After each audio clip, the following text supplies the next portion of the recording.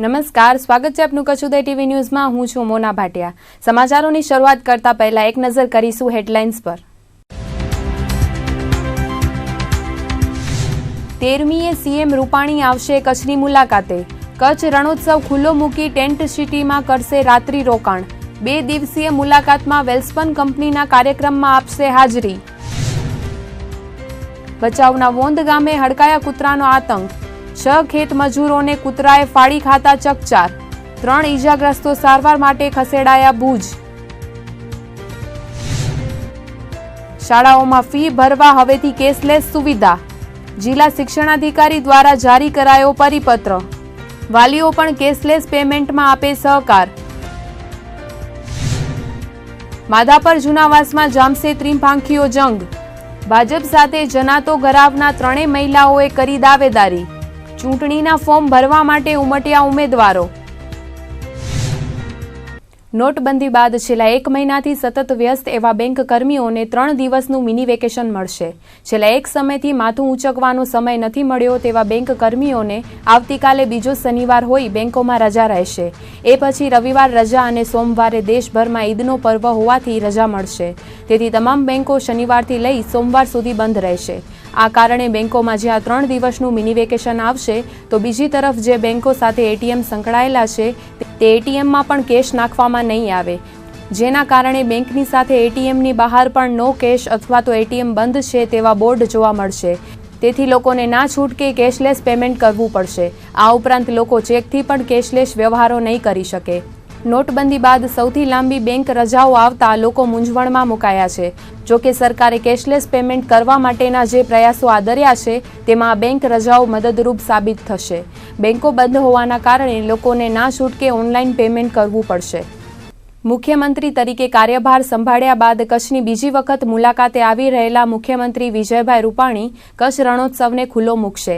આગામી 13મી ડિસેમ્બરે વિજયભાઈ રૂપાણી કચ્છના પ્રવાસે આવી રહ્યા છે, ત્યારે આ સંદર્ભે તંત્ર દ્વારા તૈયારીઓનો ધમધમાટ શરૂ થઈ ગયો છે। રણોત્સવને ખુલ્લો મૂક્યા બાદ પૂનમની રઢિયાળી રાતે શાહી ટેન્ટમાં રોકાઈને મુખ્યમંત્રી સફેદ રણના સૌંદર્યનું રસપાન કરશે। સૂત્રોના જણાવ્યા પ્રમાણે મુખ્યમંત્રી વિજય રૂપાણી 13મી ડિસેમ્બરે પૂર્ણિમાના દિવસે બપોરે 3 વાગ્યે ગાંધીનગરથી ધોરડોના સફેદ રણ માટે આગમન કરશે। હેલિકોપ્ટરથી ધોરડો પહોંચ્યા બાદ ટેન્ટ સિટીની મુલાકાત અને રણોત્સવનું ઉદ્ઘાટન કરશે। ત્યારબાદ સાંસ્કૃતિક કાર્યક્રમ, પ્રવાસીઓને સંબોધન અને સફેદ રણની ટેન્ટ સિટીમાં શાહી ટેન્ટની અંદર પૂનમની રઢિયાળી રાતે તેઓ રાત્રિ રોકાણ કરશે। બીજે દિવસે સવારે ધોરડોથી કંડલા એરપોર્ટ પહોંચીને ત્યાંથી અંજારના વરસામેડીમાં આવેલી વેલ્સપન કંપનીના કાર્યક્રમમાં હાજરી આપશે। મુખ્યમંત્રી વિજયભાઈ રૂપાણીની સાથે નાયબ મુખ્યમંત્રી નીતિન પટેલ, પ્રવાસન મંત્રી ગણપત વસાવા કચ્છના પ્રવાસમાં જોડાશે। ભચાઉ તાલુકાના વોંધ ગામે ખેત મંજૂરી કરતા 6 લોકોને હડકાયા કૂતરાએ ફાડી ખાતા ગંભીર પ્રકારની ઈજાઓ પહોંચી હતી। ખેતરમાં મગ વીણવાનું કામ કરતા મજૂરો પણ હડકાયું કૂતરું ત્રાટકતા 6 લોકોને ગંભીર ઈજાઓ થઈ હતી। વોંધ ગામના વાડી વિસ્તારમાં બનેલી આ ઘટનામાં 3 ઈજાગ્રસ્તોને ભુજની જીકે જનરલ હોસ્પિટલમાં ખસેડાયા હતા, જ્યારે અન્ય 3 લોકોને ભચાઉની હોસ્પિટલમાં સારવાર અર્થે ખસેડાયા હતા। હડકાયા કૂતરાએ લોકોને બચકા ભરીને ગંભીર રીતે ઈજાઓ પહોંચાડતા તમામ લોકોને સારવાર અપાઈ રહી છે, જેમાં ભુજ ખસેડવામાં આવેલ 10 વર્ષીય દીપક લક્ષ્મણ ભુડિયા અને 60 વર્ષીય ભાણીબેન વેલા ચામડીયાને હડકાયા શ્વાને હાથ પગમાં બચકા ભર્યા હતા, તો 60 વર્ષીય હનીફાબેન ઇબ્રાહીમ કુંભારને હાથ પગ ઉપરાંત ગળામાં બચકા ભરતા તેઓ ગંભીર રીતે ઘવાયા છે। હાલ આ 3 ઈજાગ્રસ્તોની ભુજની જીકે જનરલ હોસ્પિટલમાં સારવાર ચાલી રહી છે। હનીફા ઇબ્રાહીમ વેનથી અચુતા વેનથી ખેતરમાં આવ્યા છે, રામદીપીનું પરે વ્યાવા છે, ફરી વળેલા અને કૂતો ક્યાંનું આવ્યો ખબર ન રહી। વીઠી વીઠી વીણી વિશે નાચીને હાથમાં જાવો મારે કોઈ ફગાડ નહીં, કોઈ પટ મેં પાઈ વઈ છે, કોઈ પરે મારી છોકરી વી તેને કે રાડું કરી માં તો જેના હેડા આજ તો હેડા આજ કૂતો તો 3 જાણે તો સાંજ ગામ જે ઉડી ગયો, ભચાઉ જે 3 જાણે કે જતા ઉડી ગયો। કચ્છ જિલ્લામાં ખેતી અને પશુપાલનની સાથે ખાણ ખનીજ ઉદ્યોગ પણ વિશાળ ઉદ્યોગ છે, જેમાં ખનીજ અને રોયલ્ટી ચોરીના પ્રવેશી ચૂકેલા દૂષણના કારણે સરકારી તિજોરીને કરોડોનો આર્થિક ફટકો પડી રહ્યો છે। ત્યારે ખાણ ખનીજ વિભાગ દ્વારા ખનીજ ચોરો પણ સમયાંતરે સપાટો બોલાવાતો હોય છે, જેમાં અંજાર અને સામખિયાળી પાસેથી બ્લેક ટ્રેપ અને ચાઇના ક્લેની ગાડીઓ ખાણ ખનીજ વિભાગે ઝડપી પાડી હતી। તંત્રની કામગીરીને કારણે ખનીજ ચોરોમાં ફફડાટ વ્યાપી ગયો છે। ખાણ ખનીજ વિભાગે અંજાર પાસેથી બ્લેક ટ્રેપની રોયલ્ટી પાસ વગરની એક ગાડી પકડી હતી, જે કંડલા મધ્યે જઈ રહી હતી, જ્યારે સામખિયાળી પાસેથી ચાઇના ક્લેની મોરબી જઈ રહેલી 5 ગાડી ઝડપી પાડી હતી, જે પૈકી 2 ગાડી રોયલ્ટી પાસ વગરની હતી, જ્યારે 3 ગાડી ઓવરલોડ ભરાયેલી હતી. ખાણ ખનીજ વિભાગે લાંબા સમય બાદ કરેલી કાર્યવાહીના પગલે ખનીજ ચોરોમાં ફફડાટ ફેલાઈ ગયો હતો. નોટબંધી બાદ સરકારે દેશમાં કેશલેસ ટ્રાન્ઝેક્શનને પ્રાધાન્ય આપવાના પ્રયાસો કર્યા છે, ત્યારે વહીવટી તંત્રએ પણ લોકો મહત્તમ ટ્રાન્ઝેક્શન કરન્સી વિના કરે તે માટે કવાયત હાથ ધરી છે, જેમાં હવે ખાનગી તેમજ સરકારી શાળામાં ઉઘરાવાતી ફી કેશલેસ રીતે ચૂકવવી પડશે તેવું ફરમાન બહાર પડ્યું છે. જિલ્લા શિક્ષણાધિકારી ડોક્ટર મધુકાંત આચાર્યએ જણાવ્યું હતું કે નોટબંધી બાદ સરકાર દ્વારા કેશલેસ પદ્ધતિથી પેમેન્ટ થાય તેવા પ્રયાસો હાથ ધરાયા છે, જેમાં જિલ્લા કલેક્ટર મુકુલ ગાંધી દ્વારા જાહેર નામું બહાર પાડીને તમામ ખાનગી શાળાઓ તેમજ સંસ્થા દ્વારા સંચાલિત સરકારી શાળાઓમાં લેવાતી ફી ઓનલાઈન કે કેશલેસ રીતે જ ભરવામાં આવે. ત્યારે જિલ્લા સમાહર્તાના આદેશ અનુસાર જિલ્લા શિક્ષણાધિકારી દ્વારા તમામ શાળાઓને પરિપત્ર પાઠવ્યો છે. તમામ શાળાઓમાં કેટલા વિદ્યાર્થીઓ છે અને ધોરણ વાઇઝ કેટલી ફી ઉઘરાવવામાં આવે છે તેની માહિતી શિક્ષણ વિભાગને આપવા જણાવાયું છે, અને હવે પછીથી તમામ શાળાઓ રોકડ રકમમાં ફી નહીં સ્વીકારી શકે, માત્ર કેશલેસ રીતે જ ફી સ્વીકારે તેવો આદેશ શાળાઓને કરાયો છે. સાથે જ વાલીઓ પણ કેશલેસ પેમેન્ટ પદ્ધતિમાં સહકાર આપે તેવો અનુરોધ શિક્ષણાધિકારી ડોક્ટર મધુકાંત આચાર્યએ કર્યો હતો. રાજ્યના શિક્ષણ વિભાગ દ્વારા અને સ્થાનિકે કલેક્ટરશ્રીની સૂચનાથી શાળામાં જે અભ્યાસ કરે છે બાળકો, તેમને જે ફી ચૂકવવાની હોય છે એ ફી કેશલેસ રીતે અને ચેક અથવા ડ્રાફ્ટની રીતે ચૂકવવા માટે અમે શાળાઓને જાણ કરી છે. કેટલીક શાળાઓને જો મુશ્કેલી પડે તો સ્વાઇપ મશીન પણ ગોઠવવાની વ્યવસ્થા કરવા માટે પણ જણાવવામાં આવ્યું છે. કચ્છની અંદર લગભગ 135 જેટલી નોન ગ્રાન્ટેડ શાળાઓ છે જે ફી લેતી હોય છે. બાકીની શાળાઓ સરકારી છે અને ગ્રાન્ટેડ છે, એમાં બહુ કંઈ ફી હોતી નથી, એટલે આવા કોઈ પ્રશ્નો નથી. અત્યાર સુધી અમે માહિતીઓ માગી છે અને કોઈ વાલીની કે અન્ય કોઈની એવી કોઈ ફરિયાદ નથી કે અહીંયા આ રીતે ફી લેવાય છે. ખાસ કરીને 500 ને 1000ની નોટ છે જે હવે આપણા ચલણમાં નથી, તો એ નોટ સ્વીકારી શકાય નહીં, અને એના બદલે આપણે ડ્રાફ્ટ અથવા ચેક અથવા સ્વાઇપ મશીનનો ઉપયોગ કરી શકાય. થોડા સમય પછી પણ બાળકને વાલીને એના માટે સમય આપી શકાય કે આપ છે એ થોડા સમય પછી ફી ભરજો. આવી બધી સૂચનાઓ શાળાને આપી છે, અને અત્યારે કચ્છ જિલ્લામાં એવો કોઈ પ્રશ્ન અમારા પાસે આવ્યો નથી કે આ શાળા છે આનું અમલીકરણ કરતી નથી.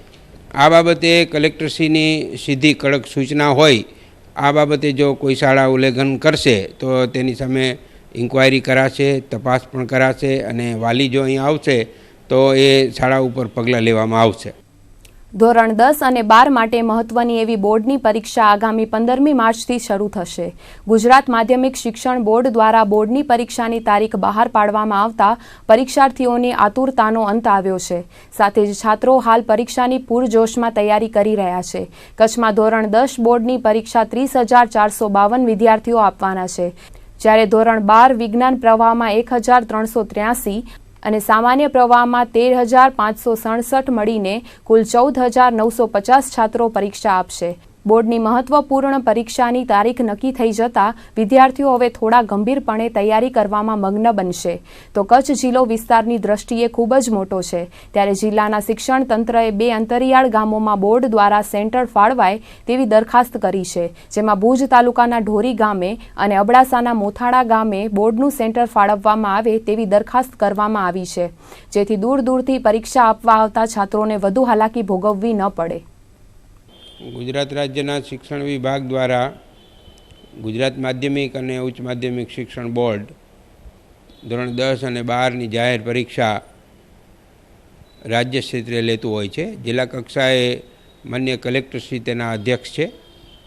આ વર્ષે 15મી માર્ચે સમગ્ર ગુજરાતમાં આ પરીક્ષાઓ શરૂ થશે. એ સાથે કચ્છમાં પણ આ પરીક્ષાઓ લેવાશે.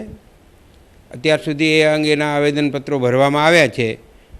એની સંખ્યા ધોરણ 12 સામાન્ય પ્રવાહના 13,563 વિદ્યાર્થીઓએ પોતાના આવેદનપત્ર ભર્યા છે. ધોરણ 10 એસએસસીમાં 30,452 વિદ્યાર્થીઓએ પોતાના આવેદનપત્રો ભર્યા છે, અને ધોરણ 12 વિજ્ઞાન પ્રવાહમાં 1,383 વિદ્યાર્થીઓએ આવેદનપત્ર ભર્યા છે. વ્યવસ્થા કરવામાં આવશે. સમગ્ર તે CCTV હેઠળ આ પરીક્ષાઓ લેવાતી હોય છે અને કચ્છભરમાં જુદા જુદા દૂરના સેન્ટરોમાં પણ આ પરીક્ષા લેવાય છે. આ વર્ષે અમોએ એક ઢોરી અને અબડાસા તાલુકાનું મોથાળા આ 2 ગામે SSC પરીક્ષાનું કેન્દ્ર થાય તેવી ભલામણ કરવામાં આવી છે. લોકોને દૂર સુધી જવું ન પડે, બાળકોને હેરાનગતિ ન થાય અને આસપાસના વિસ્તારોમાં SSCનું પરીક્ષા કેન્દ્ર ન હોવાથી ખાસ કરીને કન્યાઓ જે ઢોરી વિસ્તાર છે ખાવડા પંથકની નજીકનો, એ જે આપણી સામાજિક શૈક્ષણિક પછાત જાતિઓ છે, દીકરીઓને દૂર જવામાં જે તકલીફ પડે છે એ રીતે અમોએ ભલામણ કરી છે અને એવી મને શ્રદ્ધા છે કે 2 કેન્દ્રો આપણને વધારાના મળશે. કચ્છમાં ઠંડીના વધતા જતા પ્રમાણને કારણે જનજીવનને વ્યાપક અસર જોવા મળી રહી છે. જિલ્લાના વિવિધ મથકોમાં લઘુત્તમ તાપમાન ફરી પાછું નીચું ગયું છે. રાજ્યના શીત મથક ગણાતા નલિયામાં લઘુત્તમ તાપમાનનો પારો 10.4 ડિગ્રી સુધી નીચે ગગડ્યો હતો. તાપમાન નીચું જતા કચ્છમાં ઠંડીનો માહોલ બરાબરનો જામ્યો છે. વહેલી સવારે અને રાત્રે ઠંડીનો અનુભવ લોકો કરી રહ્યા છે. તો જિલ્લા મથક ભુજનું લઘુત્તમ તાપમાન 17.6 ડિગ્રી નોંધાયું હતું, જ્યારે નવા કંડલામાં 16 અને કંડલા એરપોર્ટમાં 12.8 ડિગ્રી સેલ્સિયસ લઘુત્તમ તાપમાન નોંધાયું હતું. ભુજ બાર એસોસિએશનમાં આગામી 2 વર્ષની ટર્મ માટેના હોદ્દેદારોની વરણી માટે આજે મતદાન યોજાયું હતું, જેમાં ભુજ બાર એસોસિએશનના સભ્યોમાં મતદાનને લઈને ભારે ઉત્સાહ જોવા મળ્યો હતો. સવારે 9 વાગ્યાથી શરૂ થયેલી મતદાન પ્રક્રિયામાં 1 કલાકમાં જ 60થી વધુ ધારાશાસ્ત્રીઓએ મતદાન કર્યું હતું. ભુજ બાર એસોસિએશનના વર્તમાન પ્રમુખ PS કેનિયા અને વરિષ્ઠ ધારાશાસ્ત્રી હેમસિંહ ચૌધરીની પેનલ વચ્ચે ખરાખરીનો જંગ જામ્યો હતો. તો 3 અપક્ષ ઉમેદવારો પણ મેદાને ઉતરતા મતદાનને લઈને ભારે ઉત્સુકતા ભર્યો માહોલ જોવા મળ્યો હતો. ભુજ બાર એસોસિએશનની ચૂંટણી માટે કુલ 49 ફોર્મ ભરાયા હતા, પરંતુ તેમાંથી 6 ફોર્મ પાછા ખેંચાતા ચૂંટણી જંગમાં ઉતરનાર 43 ઉમેદવારોનું ભાવિ 658 સભ્યોએ ઘડી કાઢ્યું હતું. ભુજ ડિસ્ટ્રિક્ટ કોર્ટ બિલ્ડિંગના સી વિંગના ગ્રાઉન્ડ ફ્લોરના 12 રૂમ મધ્યે મતદાન થયું હતું. ચૂંટણી અધિકારી સુભાષજી વોરાની ઉપસ્થિતિમાં સાંજે 4 વાગ્યા સુધી મતદાન પ્રક્રિયા ચાલી હતી, જેમાં વરિષ્ઠ ધારાશાસ્ત્રીઓ પણ વહેલી સવારે મતદાન કરવા આવી પહોંચતા તેઓને જોઈને અન્ય ધારાશાસ્ત્રીઓ પણ મતદાનની ફરજ નિભાવવા આવતા 4 વાગ્યા સુધીમાં ઊંચું મતદાન થયું હતું. સામાન્ય રીતે સર્વાનુમતિથી સમરસ ચૂંટણી થાય એ ઈચ્છનીય છે, પરંતુ સેહશરમમાં સમરસ ચૂંટણી થાય એના કરતાં મતદાનથી ચૂંટણી થાય વધારે ઈચ્છનીય છે. મતદાનથી ચૂંટણી થાય તો ઉમેદવારોને લોકસંપર્ક કરવાની લિજ્જત આવે, મતદારોને મત આપવાની મજા આવે અને ચૂંટાઈને જે લોકો આવ્યા હોય એમને કામ કરવાની વધારે મજા આવે. એટલે એ રીતે ચૂંટણી એ લોકશાહીનું પર્વ છે, એ યોગ્ય જ કહેવાયું છે. આ ચૂંટણીમાં ગત ચૂંટણીમાં પણ અમે જંગી બહુમતીથી ચૂંટાયેલા હતા. ઓછામાં ઓછા 150 વોટના લીડથી ચૂંટાયેલા હતા અને સારી કામગીરી કરેલી છે. આ વખતે પણ અમને 100% અમે જીતીએ છીએ એવી અમારું 100% અમારું લક્ષ્ય છે અને આગામી 2 વર્ષમાં ગત 2 વર્ષમાં જે કામગીરી કરેલી એની કામગીરીને અમે આગળ વધારવા માંગીએ છીએ. ચૂંટણી દરેક સંસ્થા માટે કે કોઈ પણ જ્યાં ચૂંટણી યોજાતી હોય તે લોકશાહીનું પર્વ છે અને એક સશક્ત મજબૂત બોડી બને અમારા બહારની, એના માટેનો આ પ્રયાસ છે અને ખૂબ જ હેલ્ધી ચૂંટણી આ થઈ રહી છે અને સારા વાતાવરણમાં થઈ રહી છે અને ખૂબ જ વકીલ મિત્રો ભાગ લઈ રહ્યા છે. એવું અત્યાર સુધીનું વાતાવરણ ચૂંટણીનું દેખાઈ રહ્યું છે અને ખૂબ જ સારું મતદાન છે. 658 મતદાતા કુલ્લે છે અમારા બહારમાં અને એમાંથી આઈ થિંક હું માનું તો 600 સુધીનું મતદાન થાય એવી અત્યારે આશા રાખી રહ્યા છે. અત્યારે સારામાં સારું મતદાન થઈ રહ્યું છે. અત્યારે આઈ થિંક 200 મતદાન થઈ ગયું, 200નું થઈ ગયું છે. બાર એસોસિએશનની ચૂંટણીમાં આજે કુલ 585 નોંધાયેલા વકીલ મતદારોએ મતદાન કર્યું હતું, જેનું કાઉન્ટિંગ ઢળતી સાંજ બાદ હાથ ધરાયું હતું. 5 રાઉન્ડમાં ચાલતી મતગણતરીમાં મોડી રાત્રે 9:30 વાગ્યા સુધી 3 રાઉન્ડની ગણતરી થઈ હતી. ત્યારે છેલ્લે મળતી ખબર મુજબ હેમસિંહભાઈ ચૌધરી વિજેતા થઈ ચૂક્યા હતા. બીજા રાઉન્ડના અંતે તેઓ 80 જેટલા મતોની સરસાઈથી આગળ હતા અને ત્રીજા રાઉન્ડના અંતે તેઓને વિજેતા જાહેર કરી દેવાયા હતા. બાકીનું કાઉન્ટિંગ માત્ર અનૌપચારિક રીતે જ કરવાની કામગીરી હાથ ધરાઈ હતી. ત્રીજા રાઉન્ડના અંતે હેમસિંહભાઈ ચૌધરી 585માંથી 294 મત મળી ચૂક્યા હતા અને PS કેનિયાને 174 મત મળ્યા હતા. તેથી હેમસિંહભાઈ ચૌધરીને ત્રીજા રાઉન્ડના અંતે જ વિજેતા જાહેર કરાયા હતા. માધાપર જુનાવાસ ગ્રામ પંચાયતની ચૂંટણીમાં ત્રિપાખીયો જંગ જામવા જઈ રહ્યો છે. તેવામાં આજે વિકાસશીલ પેનલના સરપંચ સહિતના તમામ ઉમેદવારોએ આજે પોતાનું ઉમેદવારી ફોર્મ રજૂ કર્યું હતું, જેમાં માધાપર જુનાવાસના સરપંચ પદે પ્રેમીલાબેન ધનજી ચાડ દ્વારા વિકાસશીલ પેનલ વતી ફોર્મ ભરાયું હતું. તેમની સામે પારુલબેન રમેશભાઈ કારા તેમજ રાધિકાબેન રાજેશભાઈ ટાંક દ્વારા સરપંચ પદે ઉમેદવારી ફોર્મ ભરવામાં આવ્યું હતું. માધાપર જુનાવાસની મહિલા અનામત સરપંચ પદની સીટ પર 3 મહિલાઓએ ઝંપલાવતા માધાપર જુનાવાસમાં રાજકીય રંગ ઘેરો બન્યો છે. માધાપરમાં ગત બોડી દ્વારા અનેક વિકાસ કામો કરાયા છે, તો ક્યાંક ને ક્યાંક આ બોડી વિવાદોમાં પણ રહી હતી. ત્યારે જોવાનું એ છે કે આ ત્રણેય ઉમેદવારોમાંથી કોણ સરપંચ પદે બાજી મારે છે. આ વખતની ચૂંટણીમાં કોંગ્રેસના અગ્રણીઓ પણ ભાજપના ઉમેદવારોને સમર્થન કરતા હોવાનું દેખાઈ રહ્યું છે. માધાપર જુનાવાસમાં ભાજપના કાર્યકરોમાં ક્યાંક ને ક્યાંક તિરાડ જોવા મળી રહી છે, કેમ કે અત્યાર સુધીમાં જે 3 મહિલાઓએ સરપંચ પદે ઉમેદવારી નોંધાવી છે તે તમામ ઉમેદવારોનો ભાજપ સાથે જ નાતો રહ્યો છે. ત્યારે આ વખતની ચૂંટણીમાં કોંગ્રેસ દ્વારા લાભ ઉઠાવીને ભાજપના જ કેટલાક ઉમેદવારોને સમર્થન કરવામાં આવી રહ્યું છે.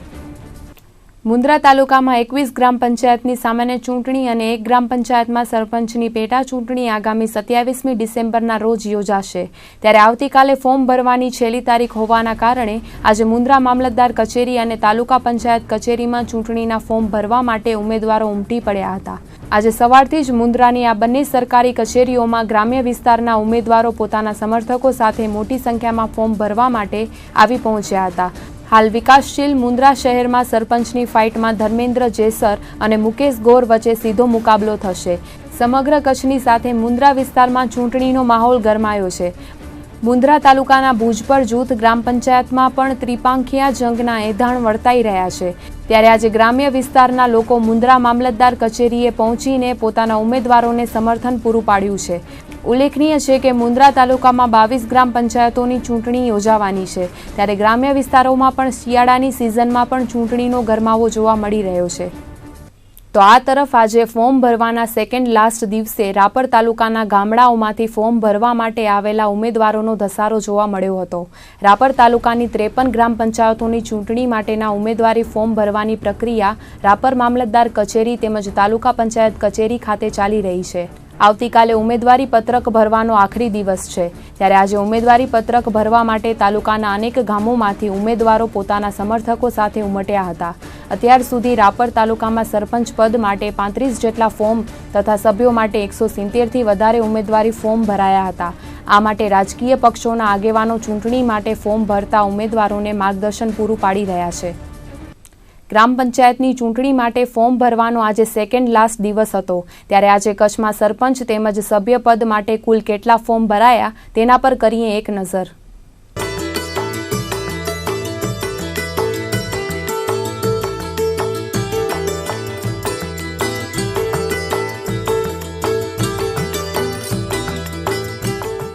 કચ્છમાં યુવા ક્રિકેટરોને પ્રોત્સાહન આપવા માટે કચ્છ ક્રિકેટ એસોસિએશન દ્વારા પ્રયાસો હાથ ધરાઈ રહ્યા છે. ત્યારે આગામી 13થી 15 ડિસેમ્બર દરમિયાન રાજકોટમાં યોજાનાર રાજાવાલા ક્રિકેટ ટુર્નામેન્ટ માટે કચ્છની ટીમનું સિલેક્શન કરવાની કવાયત હાથ ધરાઈ હતી, જેમાં કચ્છની ટીમમાં પસંદ થવા માટે 70 જેટલા ક્રિકેટરો ઉમટ્યા હતા. કચ્છ ક્રિકેટ એસોસિએશન દ્વારા ભુજની આરડી વરસાણી હાઈસ્કૂલ ખાતે ક્રિકેટ ટીમનું સિલેક્શન કરવામાં આવ્યું હતું. સૌરાષ્ટ્ર ક્રિકેટ એસોસિએશન દ્વારા રાજાવાલા ક્રિકેટ ટુર્નામેન્ટ યોજાશે, જેમાં 50 ઓવરની મેચ અને 20-20ની મેચો રમાશે. સમગ્ર સૌરાષ્ટ્રના જિલ્લાઓની ટીમ તેમાં ભાગ લેશે. ત્યારે આ ટુર્નામેન્ટ માટે કચ્છની ટીમના ખેલાડીઓની પસંદગી કરવા માટે વ્યાયામ આદરવામાં આવ્યો છે. કચ્છ ક્રિકેટ એસોસિએશનના પ્રમુખ બહાદુરસિંહ જાડેજાના માર્ગદર્શન હેઠળ સેક્રેટરી પ્રવીણભાઈ હિરાણી, કોચ શંકરસિંહ રાઠોડ સહિતના હોદ્દેદારોએ સિલેક્શન પ્રક્રિયા હાથ ધરી હતી, જેમાં સમગ્ર કચ્છના ખૂણે ખાંચરેથી ક્રિકેટ રસિયા યુવાનો પસંદ થવા માટે આવ્યા હતા. સિલેક્ટર તરીકે જયેશ મહેતા, મેપતસિંહ રાઠોડ, ગિરીશ ઝવેરીએ જહેમત ઉઠાવી હતી. આખા કચ્છની અંદરથી જે પણ સારા ખેલાડીઓ આની અંદર ઉંમરની બાદ નથી. તમે જોઈ રહ્યા છો અમારા જયેશભાઈ મહેતાને હાથમાં લાગી ગયો છે, સિલેક્ટર છે, છતાં પણ આવ્યા છે. સેક્રેટરી અત્યારે એવી જગ્યાએ અત્યારે એમને કામો છતાં પણ ક્રિકેટ માટે પોતાનો ભોગ દઈને મારી બાજુમાં ઊભા છે. એવા બધા અમારા જેટલા પણ સ્ટાફના છે, જે એસોસિએશનમાં કારોબારીના સભ્ય છે, એ બધા આવ્યા છે. અને કોઈ પણ ખેલાડીને અન્યાય ન થાય અને સારામાં સારો પ્રદર્શન કરે ને ઇન્ટરનેશનલ લેવલે પહોંચે એવી અમારી ઈચ્છા છે. આ ટુર્નામેન્ટ તારીખ 13, 14, 15 સૌરાષ્ટ્ર ક્રિકેટ એસોસિએશન દ્વારા ત્યાં કને રમાશે રાજકોટ ખાતે, અને આ કચ્છ ક્રિકેટ એસોસિએશનની ટીમ છે. અમારા પ્રમુખ શ્રી બહાદુરસિંહભાઈ જાડેજા, માનનીય ઉપપ્રમુખ ભરતભાઈ ધોળકિયા, સેક્રેટરી અતુલભાઈ મહેતા, આ લોકોના બધાના નિગરાણી હેઠળ અમે લોકો આ કામગીરી કરીને અહીંયાથી જે ટીમ પસંદ થશે એ ટીમ 12 તારીખના બપોરે 11:30 વાગે અહીંથી રવાના થશે. અને 2020 મેચ 4 મેચ આવી છે. 13 તારીખના અમારી 1 મેચ રમશું, 14 તારીખના 2 મેચ રમશું અને 15 તારીખના 1 મેચ રમશું. આ ટુર્નામેન્ટમાંથી જે પણ સારો પ્રદર્શન કરે એ સૌરાષ્ટ્રની એક ટીમ બનશે, એની અંદર ભાગ લેશે. કચ્છ જિલ્લા કાનૂની સેવા સત્તા મંડળ દ્વારા સહાયતા કેન્દ્ર મારફતે લોકોને નિઃશુલ્કપણે કાનૂની માર્ગદર્શન આપવામાં આવે છે. ત્યારે આજે ગુજરાત રાજ્ય કાનૂની સેવા સત્તા મંડળ અને લાંચ રૂશ્વત વિરોધી બ્યુરોના સંયુક્ત ઉપક્રમે જાગૃતિ કાર્યક્રમ યોજાયો હતો, જેમાં રેલી યોજીને શહેરમાં પ્રચાર પ્રસાર કરાયો હતો. ભુજની કોર્ટમાંથી પ્રસ્થાન થયેલી રેલી શહેરના મુખ્ય માર્ગો પર ફરી હતી. રેલીને સ્ટાર્ટ અપાવવા મુખ્ય ન્યાયાધીશ M.R. મેંગડે, જિલ્લા કાનૂની સેવા સત્તા મંડળના કાર્યકારી અધ્યક્ષ D.B. Gohil, B.S. Jadeja, DYSP Chaudhary, SBના અધિકારીઓ, બાર કાઉન્સિલના સભ્યો, વિવિધ ન્યાયાધીશોની ઉપસ્થિતિમાં રેલીને સ્ટાર્ટ અપાયો હતો. રેલીમાં કાર્યકરો દ્વારા ચોપાનિયા બાટીને તેમજ રિક્ષામાં ઢંઢેરો કરીને લોકોને કાનૂની સેવા અંગેનું યોગ્ય માર્ગદર્શન મેળવવા અપીલ કરાઈ હતી. આપણે સૌ જાણીએ છીએ પ્રમાણે ભ્રષ્ટાચાર એ સમાજ બહુ મોટું સામાજિક દૂષણ છે. એના લીધે રાષ્ટ્રને પણ ખૂબ મોટું નુકસાન થાય છે. રાષ્ટ્રના વિકાસમાં પણ ઘણા બધા અવરોધો ઊભા થાય છે. એટલે આ દિવસના અનુક્રમે એક અપીલ કરીશ કે દરેકે દરેક જાહેર સેવક ભ્રષ્ટાચારના દૂષણથી દૂર રહે, અને પ્રજાને એ અપીલ કરીશ કે જ્યારે પણ આવો કોઈ બનાવ આપના લક્ષમાં આવે ત્યારે એના ધ્યાન પર યોગ્ય સત્તાધિકારીના ધ્યાન પર લાવવાના ઘણા બધા સોર્સિસ છે, એનો ઉપયોગ કરીને એ ધ્યાન પર લાવે. એન્ટી કરપ્શન બ્યુરોની 24 કલાકનો ટોલ ફ્રી નંબર છે, એની ઉપર પણ તમે આ જાણ કરી શકો છો. લાંચ રૂશ્વત વિરોધી બ્યુરો ભુજ કચ્છમાં પણ આપ એની જાણ કરી શકો છો. આ અંગે આપને કોઈ કાનૂની સહાયની જરૂર હોય તો જિલ્લા કાનૂની સેવા સત્તામંડળનો પણ તેમજ તાલુકા કાનૂની સેવા સત્તામંડળનો પણ આપ સંપર્ક કરી શકો છો. આજરોજ ભુજ ખાતે 5 રિક્ષાઓનું આયોજન કરવામાં આવેલું છે. આ રિક્ષાઓમાં રેકોર્ડેડ મેસેજીસ દ્વારા સંભાળવામાં આવશે, અને આ રિક્ષાઓ આખા ભુજ શહેરમાં દરેકે દરેક જાહેર જે જગ્યા પર પ્રજાની જાહેર લોકોની વસ્તી વધારે ત્યાં આ રિક્ષાઓ પર છે.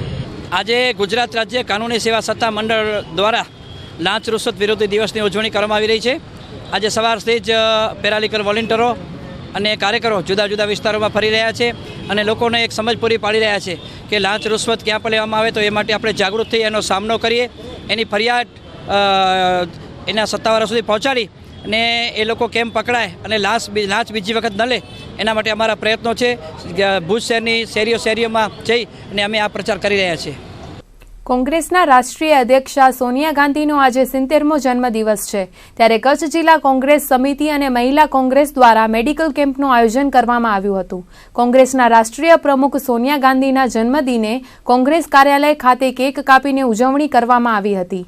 કોંગી કાર્યકરોએ એકબીજાને મોઢું મીઠું કરાવીને જન્મદિવસની શુભકામના અપાઈ હતી. મેડિકલ કેમ્પમાં હાલ ચાલતા વાયરલ ઇન્ફેક્શનને લગતા શરદી, ઉધરસ અને તાવના દર્દીઓની ચકાસણી કરવામાં આવી હતી. સાથે બીપી અને ડાયાબિટીસના દર્દીઓની ચકાસણી કરીને તેમને માર્ગદર્શન આપવામાં આવ્યું હતું. લોક સેવા અર્થે એક મેડિકલ કેમ્પનું આયોજન કરવામાં આવેલું છે, અને આ મેડિકલ કેમ્પમાં અત્યારે જે વાયરલ રોગો છે, તાવ, શરદી, ઉધરસ, બ્લડ પ્રેશર કે ડાયાબિટીસ, એના માટેનો એક કેમ્પ રાખવામાં આવેલો છે.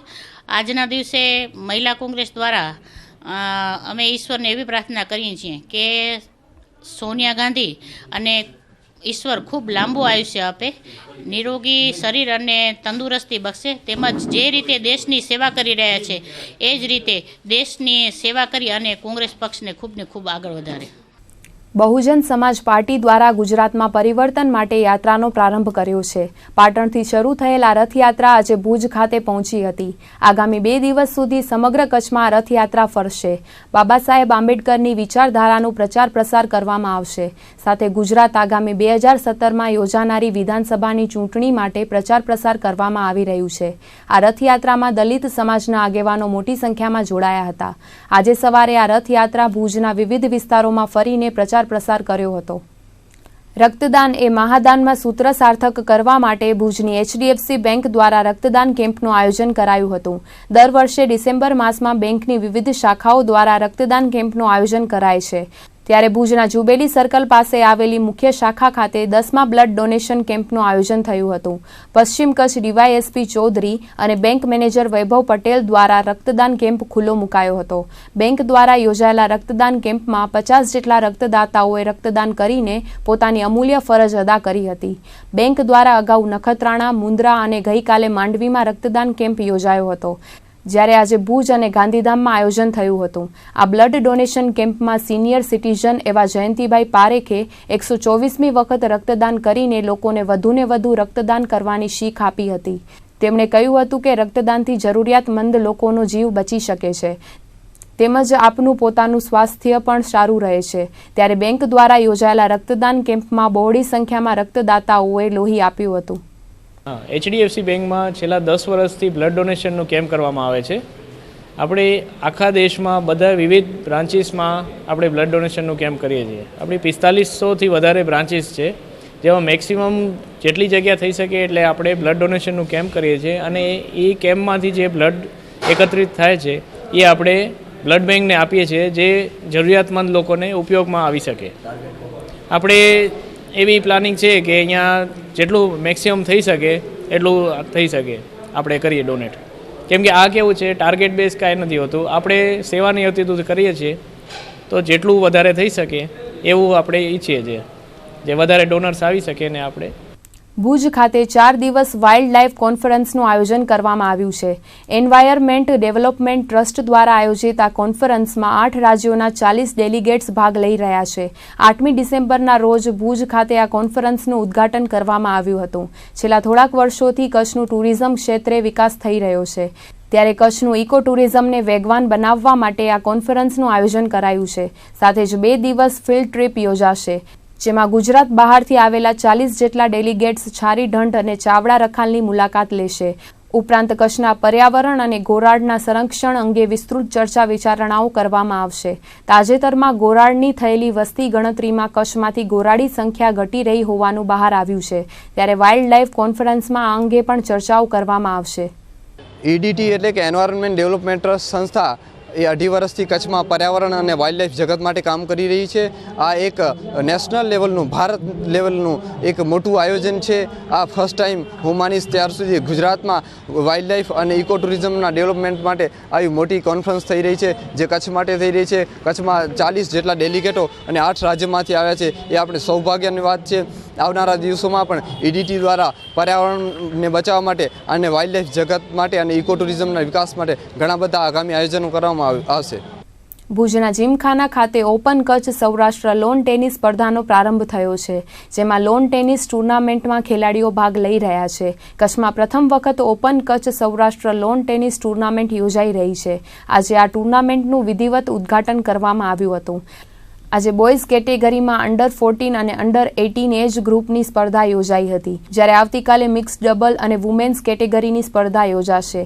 જ્યારે આ ટુર્નામેન્ટની ફાઇનલ મેચ 18મી ડિસેમ્બરના રોજ યોજાશે.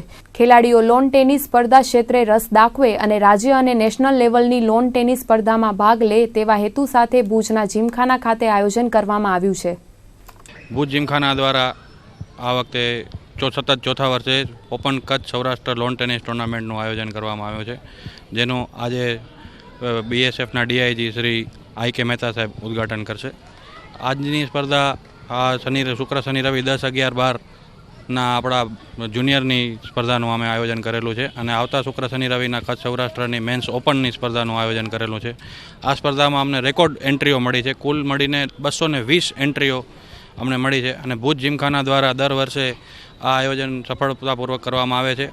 આ વર્ષે પણ ખૂબ જ સારો પ્રતિસાદ અમને મળ્યો છે.